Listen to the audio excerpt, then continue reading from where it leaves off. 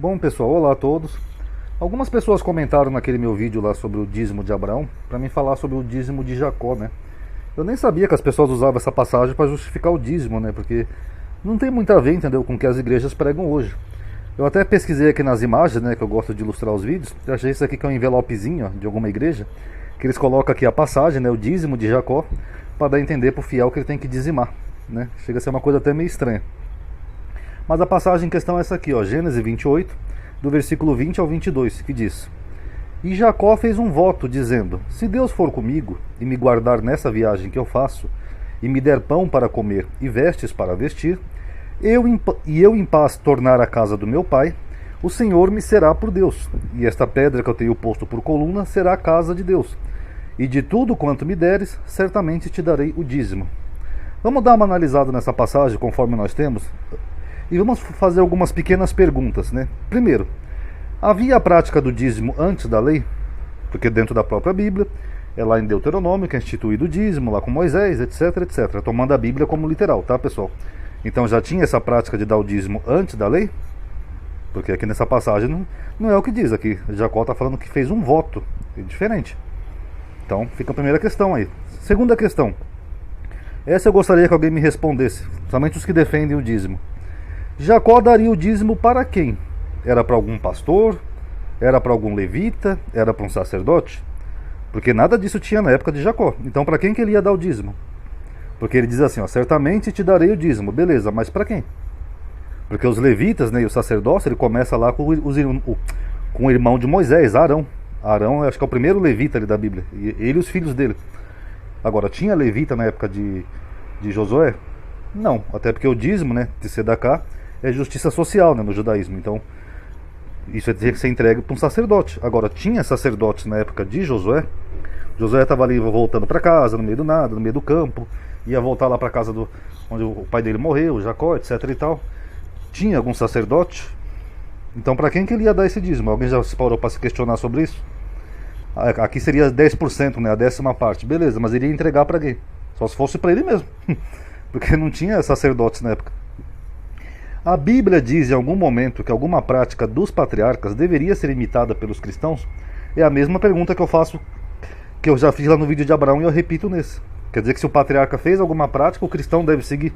O cristão não diz que está na graça, que a lei foi abolida, que a lei era coisa só para os judeus, que Jesus derrubou os mandamentos e o cristão é salvo só por aceitar o Senhor Jesus? Então o que tem a ver uma coisa com a outra? O cristão tem que fazer a prática dos patriarcas? Por exemplo, Jacó enganou o irmão dele, então o cristão pode enganar?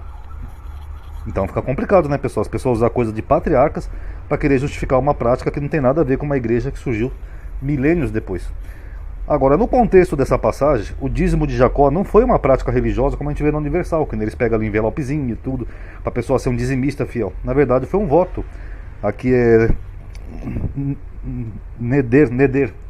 Foi um voto que Jacó fez, como se fosse uma promessa católica. Isso poderia até justificar se o fiel quisesse fazer um voto numa igreja. Falar, olha, senhor, se o senhor me ajudar, eu vou dar o dízimo de tudo que eu ganhar, eu vou ajudar o senhor. Beleza, isso aqui eu não sou contra, né? Lembra um pouco aquelas promessas católicas, né? Onde o católico pede para um santo alguma coisa, prometendo algo em troca. Ah, se o senhor conseguir que meu marido arrume emprego, eu prometo que eu vou fazer dieta. Beleza, isso é um voto, é um neder, tá bom? Só que o problema, pessoal, e a diferença desse voto, que qualquer um pode fazer, até que um cristão que está vendo esse vídeo, a diferença é o seguinte: no voto que Jacó fez, é condicionado. Ou seja, se Deus for comigo, se Deus me der roupa, me der pão para comer, aí eu vou dar 10%. Então é o oposto do que as igrejas fazem, porque a igreja fiel dá primeiro o dízimo e às vezes não recebe nada em troca de Deus. Agora, se querem imitar o voto de Jacó, tem que fazer que nem aqui na Bíblia. Primeiro Deus tem que te dar alguma coisa, aí você dá os 10% para Deus. Porque é assim que está escrito ali que foi o voto dele. Tá bom? E Jacó fez esse voto, pessoal, porque ele teve um sonho com Deus. Não é uma coisa que ele simplesmente pensou, vou fazer uma barganha com Deus. Não. É porque nos versículos anteriores ele teve um sonho e Deus fez uma promessa para ele. Aqui, ó, no versículo 12 e 13. Ó. E sonhou. E eis uma escada posta na terra, cujo topo tocava nos céus. Inclusive essa escada de Jacó é a que é usada pela maçonaria, né? Que a maioria demoniza hoje em dia, né? É uma escada que toca ao céu. E eis que os anjos de Deus subiam e desciam por ela. E eis que o Senhor estava em cima dela. E disse: Eu sou o Senhor Deus de Abraão teu pai, e o Deus de Isaac. Aqui eu achei estranho, né, que ele fala que Abraão é o pai de Jacó, né? Não sei se é uma expressão da época, né, mas ficou meio estranho isso daqui. Um dia eu posso até abordar esse tema aqui, uma teoria que existe, tá? Tem uma teoria meio estranha que existe por aí. Um dia eu faço um vídeo sobre isso. Que estás deitado, darei a ti e a tua descendência. Então tem todo um contexto por trás. Ele teve um sonho, ele viu Deus, Deus fez uma promessa para ele. Foi aí que ele fez um voto de dar uma 10ª parte do que ele ganhasse. Agora, o estranho é o fato de Jacó apenas seguir esse Deus após isso. Como se o seu pai, né, no caso Isaac, e seu avô Abraão nunca tivesse falado desse Deus antes. Aqui, ó. E Jacó fez um voto, tal, não sei o quê. Aí ele fala assim, ó. E eu em paz tornar a casa do meu pai, o Senhor me será por Deus. Ou seja, eu vou seguir esse Deus. Quer dizer então que antes ele não seguia esse Deus? O avô dele, Abraão, nunca falou desse Deus que apareceu para ele, que pediu Isaac em sacrifício. Ou o próprio pai dele, Isaac, né, não criou ele ensinando ele sobre esse Deus, que ele deveria servir esse Deus? São umas coisas meio interessantes, né, pessoal, que passa desapercebido. Esse relato ele contém elementos de mais de uma tradição. Acredita-se que é a tradição eloísta e javista, tá bom?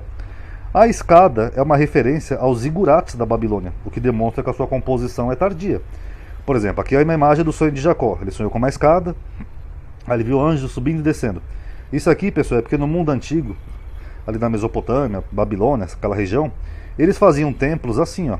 Eles faziam os templos altos, né, parecendo piramidais, e aqui em cima eles achavam que era onde habitavam os deuses, né, onde eles teriam mais acesso aos deuses. Então, geralmente aqui em cima era um templo religioso, onde ficava o altar, aquelas coisas onde eles ofereciam aos deuses. Então eles faziam uma escada bem grande, que era chamada zigurate. Aliás, zigurate é o todo aqui, né, mas a escada para subir no topo do zigurate, para você ficar mais perto dos deuses. Então isso que Jacó sonhou aqui é tomado disso aqui, ó, dessa mitologia comum na época dos povos vizinhos, tá bom? E o autor talvez tenha composto esse relato mais tardiamente para demonstrar a importância do altar em Betel, porque a Bíblia menciona um altar lá em Betel foi lá onde Jeroboão colocou um bezerro de ouro depois, etc e tal. Então era um altar que era importante na época. Então talvez esse relato seja uma composição tardia para mostrar por que era importante esse altar, tá bom? Então tá aí, pessoal, um videozinho curtinho, tá, sobre o dízimo aqui de Jacó, até algumas coisas interessantes.